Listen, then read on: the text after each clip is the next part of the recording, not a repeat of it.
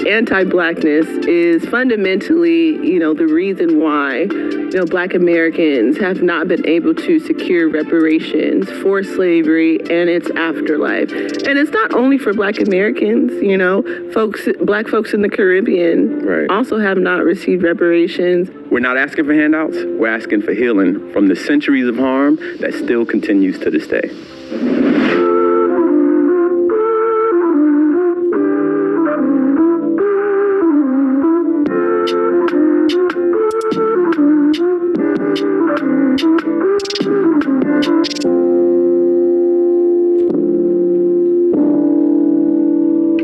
Welcome to the Know Your Rights Camp podcast. I'm your host, Amir, and today we're joined by Camila Moore. How you doing, Camila? I'm doing well. How are you, Amir? Hanging in there. I'm loving it. I'm excited for this conversation we're going to have today about reparations and reparatory justice. Why don't you tell us a little more about yourself and your experience in education as it relates to reparations? Yeah, sure. I'm an attorney. I currently work for Ben Crump Law. Hey. Yes, known as Black America's, Attorney General. So I've been working with him on a variety of different really, powerful cases, helping Black farmers, helping wrongfully convicted folks all over this country, working on, getting justice for Black folks in Altadena, from Southern California Edison due to, their role in the fires. But, for the purposes of this show where we're talking about reparations, I'm also a reparationist. I served on the California Reparations Task Force, which is the first statewide task force to, not only study, but to develop, reparation proposals for African Americans. And I was the chairperson of that task force. What brought me to that task force was the work that I've done at an academic level, studying exactly, reparations and reparatory justice, under international law and human rights law. When I read the statute that created the California Reparations Task Force, there was a provision in there that said that, whoever's on the task force, the final recommendations that you all come up with, has to comport with international human rights law standards, right? Mm-hmm. The task force essentially was announced to be a thing in 2020. We had our first hearing in June 2021. I had just graduated from Columbia Law School, where I got a traditional Juris Doctorate, but also from the University of Amsterdam Law School, where I received a Master of Laws in International Criminal Law in 2019. And in both of those places, I studied international law, I studied human rights. At the University of Amsterdam, I wrote a master thesis on global reparatory justice for people of African descent, primarily focusing on, Black Americans, Black Brazilians, and Black Colombians, in part because there was like a page limit, so I couldn't go too much in depth and, Couldn't get to Cuba and Panama and other places. Right, but, I was making an argument that, even though we speak, for instance, different languages, English, Spanish, Portuguese, these three populations in particular were very similar because, we're still, what does it mean to still kind of be captured, trapped into our former slave societies where we haven't really had, independence movements like in the Caribbean or Africa. Not saying that, colonization still doesn't impact, these so-called independent Caribbean and African nations. But what does it look like, when you're not in a Black democracy? Exactly. So, that's what brought me to do the work on California Reparations Task Force is the work that I've done on an academic level, studying and working to secure human rights, not only domestically, but internationally as well. Wow. Mm-hmm. So you were a part of this groundbreaking task force on reparations here in California, but let's just start by defining what reparations or reparatory justice is. Yes, absolutely. So, the layman term, or simple definition for reparations is, what I tell people when I go and speak, in different places is simply making amends for harms done, right? That's simply what reparations is. But to your question, reparatory justice, it's a framework that is rooted in an international law, right? It's a form or cadre of human rights, naturally granted to a population that's been aggrieved, by either a state, or, any wrongdoing party. It could be a paramilitary, it could be, an individual, warlord. In the context of, African American history, reparatory justice, we're talking about, reparations, repair for, transatlantic slave trade, 256 years of enslavement, and then also state-sanctioned violence after our ancestors were freed from slavery as well, and also for the contemporary injustices that we as a people face still today. Right, so not just for enslavement. All right, much respect for them for bringing this information forward. It's a lot of very important information. The whole video, I recommend people check it out. But reparations is a very complicated situation if you're talking about receiving it within this current system, because this current system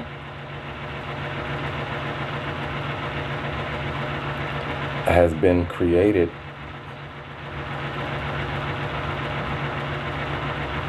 because of racism, slavery, and all that stuff.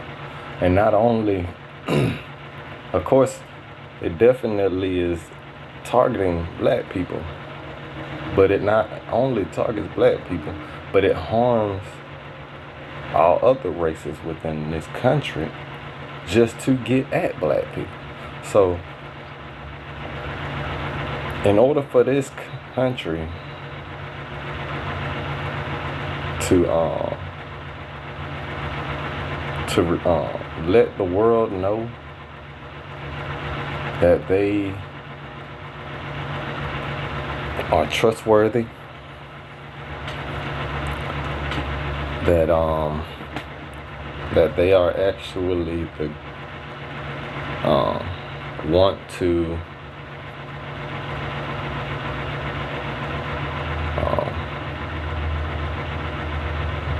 want to create a better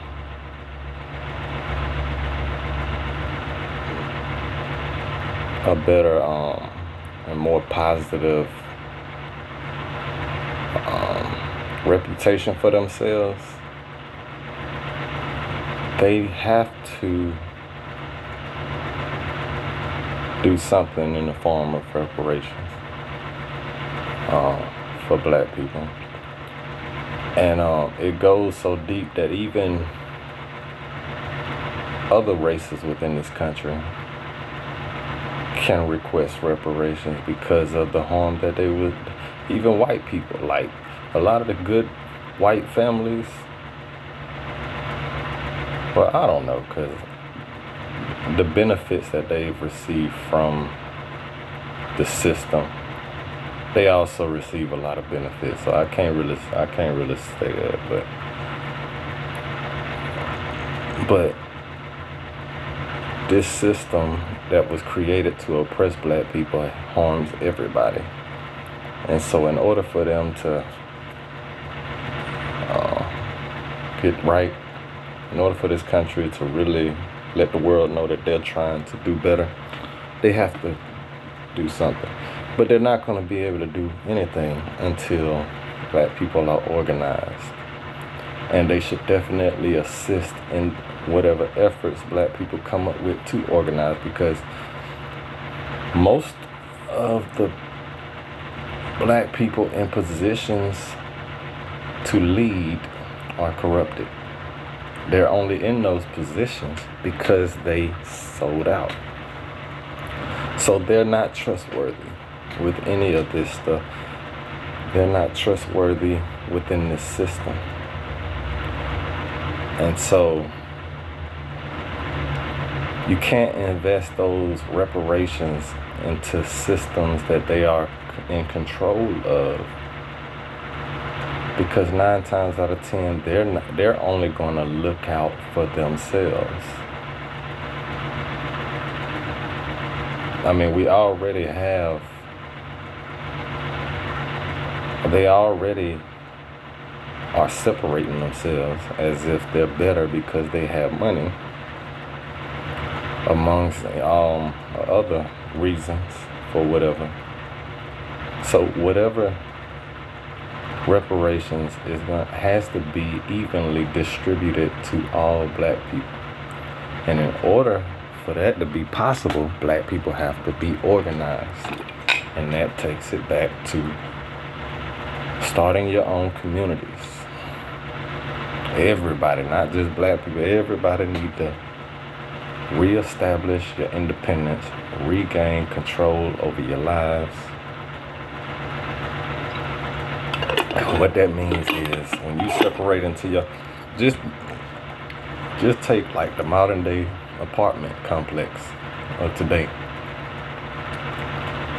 That should not, these apartments are to the point where they don't even care about the apartment. The owner don't even really care about the apartment. They just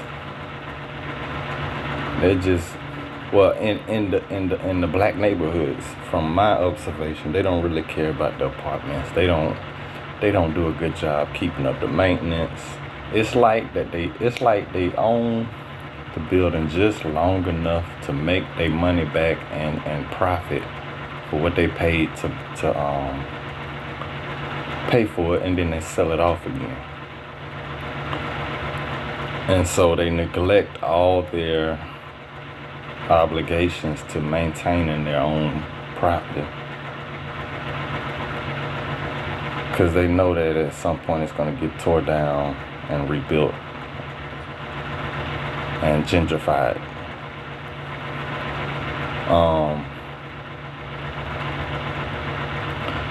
But a proper community, modern day community, you could say that each apartment will house its own community, right? They grow their own food, have their own source of electricity and water, whether it be tapping into the rainwater or whatever. No country, by the way, should be telling you can't collect rainwater. That is just them trying to control your and take your money, make you pay them to supply you with water. I don't know how they getting away with that, but they should not be able to tell you can't collect your own water. Now that solar panels are out, you should be able to collect your own. You should be able to have your own electricity with no problem, because you should have been able to do that either way it goes. But you should definitely be able to do it now, because the city don't need it. With the age we going into, we don't need to be dependent on one grid of electricity anyway, because it's easy to shut the whole city down in some type of attack. So people need to have their own individual electricity anyway. But yeah, the apartment will have their own water, their own electricity, grow their own food, have their own schools within there.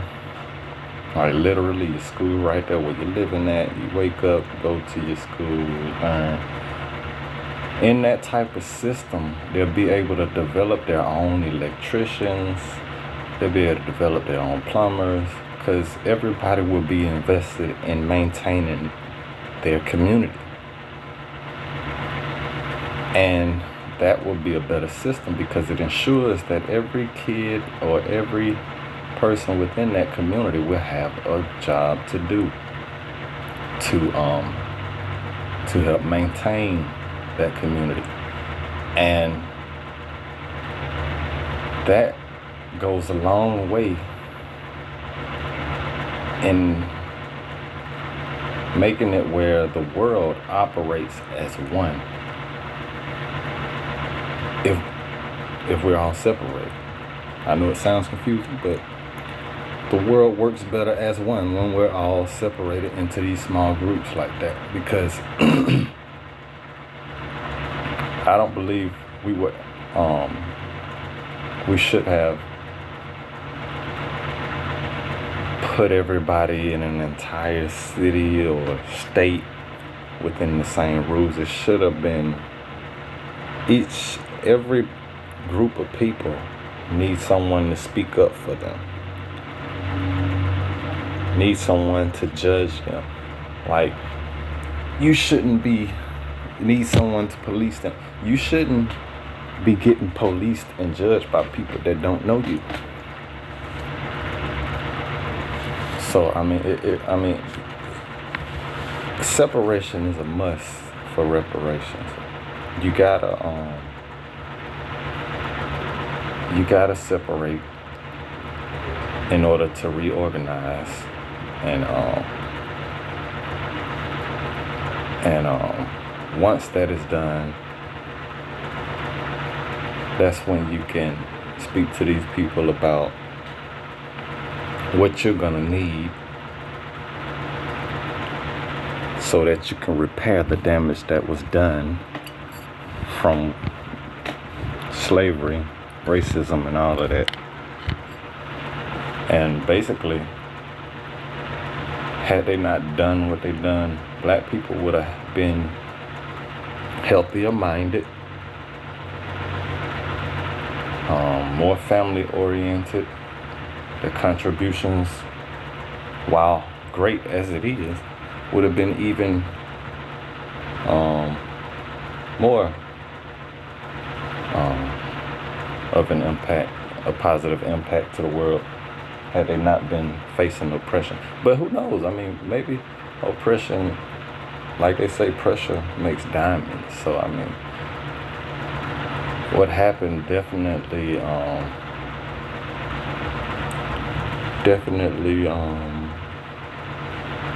created a unique set of benefits. But in order for them to right their wrong, they have to make amends by giving reparations. And we can only get that by organizing ourselves.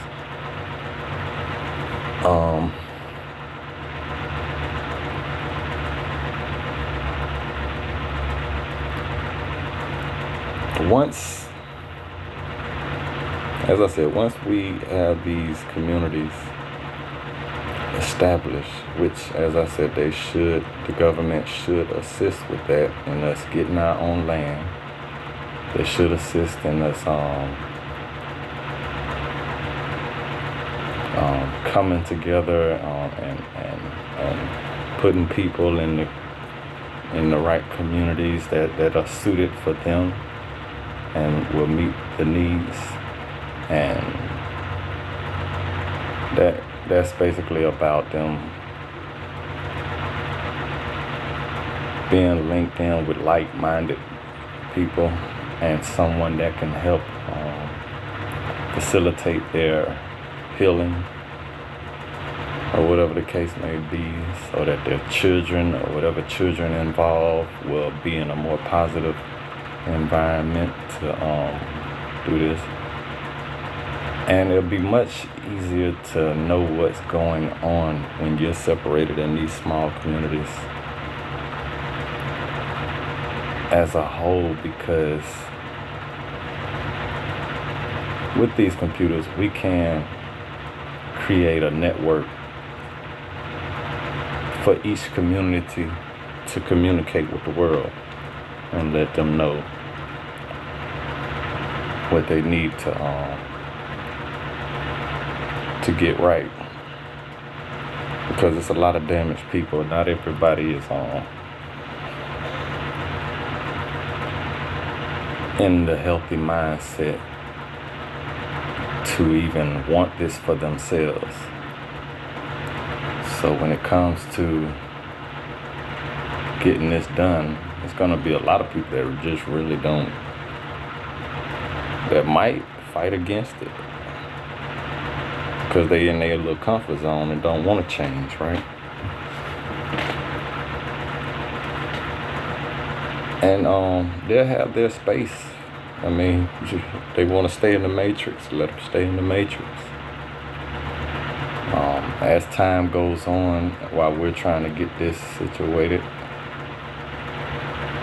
more and more people will come to be familiar with it and accept it. And after that's done, you'll be ready to go for the reparations. Until we get that established, I don't see any way I believe that's why our ancestors have failed to get it done, because without that proper structure, there's no way you can guarantee that everybody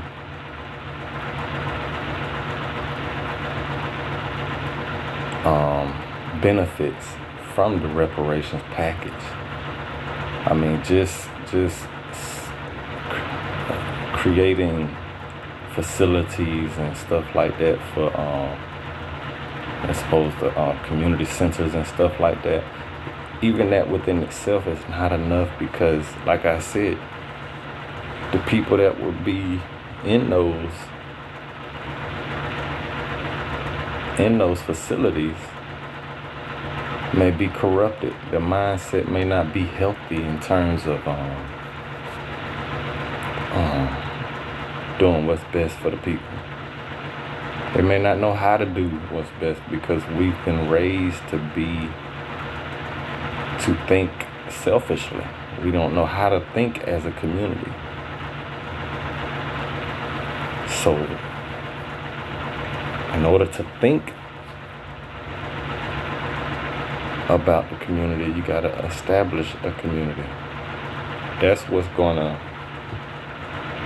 help re-establish that mindset. And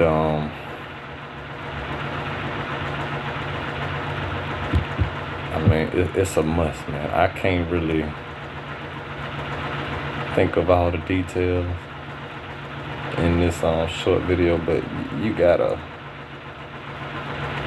organize before you can go for these reparations. It's just impossible for them to distribute and not distribute the reparations in a way that's gonna reach everybody equally, unless you do that.